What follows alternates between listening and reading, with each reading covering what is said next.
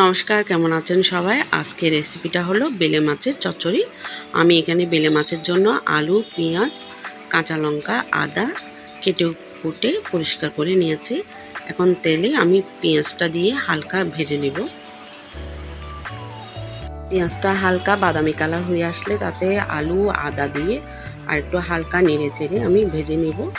তারপর আমি কোচানো কাঁচামরিচ দিয়ে দিব, দিয়ে ভালো করে ভেজে নেব। একদম বাদামি কালার না হওয়া পর্যন্ত কিন্তু আলু, পেঁয়াজ, কাঁচামরিচ ভালো করে ভেজে নেব। আর ভাজাটা হয়ে আসলে কিন্তু আমি এক এক করে সব গুঁড়ো মশলা দিয়ে দেব।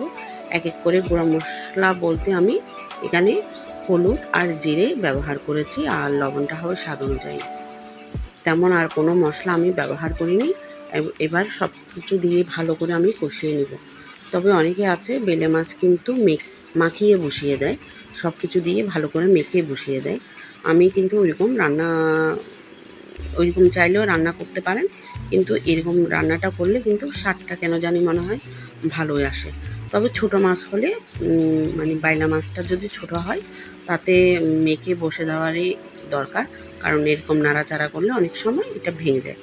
এই তো কষিয়ে আসলে তাতে আমি পরিমাণ মতন জল দিয়ে হালকা নেড়ে চেড়ে আমি ঢাকনাটা দিয়ে দিব। মিনিট 10 মতন ঢাকনাটা দিয়ে মিনিট 10 মতন আমি রান্না করে নেব। এই মাছটার কিন্তু দুইটা নাম, বেলে, বাইলা। যে যেরকম বলা অভ্যস্ত সে সেরকমই বলে, আর আমাদের এখানে কিন্তু বাইলাই বলে। আর এই তো মাছগুলো আমি পরিষ্কার করে রেখেছি। এই তো ঢাকনাটা তুলে আমি মাছগুলো দিয়ে দেব। মাছগুলো দিয়ে কিন্তু বেশি চামচ দিয়ে বেশি নাড়াচাড়া করা যাবে না, কারণ মাছ খুবই নরম।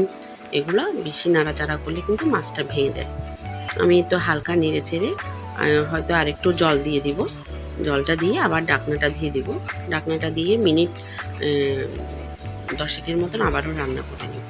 তবে এই মাছে আমি গুঁড়ো মরিচ ব্যবহার করিনি, আমি কাঁচামরিচই ব্যবহার করেছি। তবে এই রান্নাটা কিন্তু একটু ঝাল ঝাল হলে ভালো লাগে, তাই আমি ঝালের পরিমাণটা একটু বাড়িয়ে দিয়েছি। আপনারা চাইলে ঝালের পরিমাণ একটু কমিয়ে দিতে পারেন। এই তো হয়ে গেল রান্না। যদি ভালো লেগে থাকে লাইক আর ফলো দিয়ে পাশে থাকবেন। ধন্যবাদ।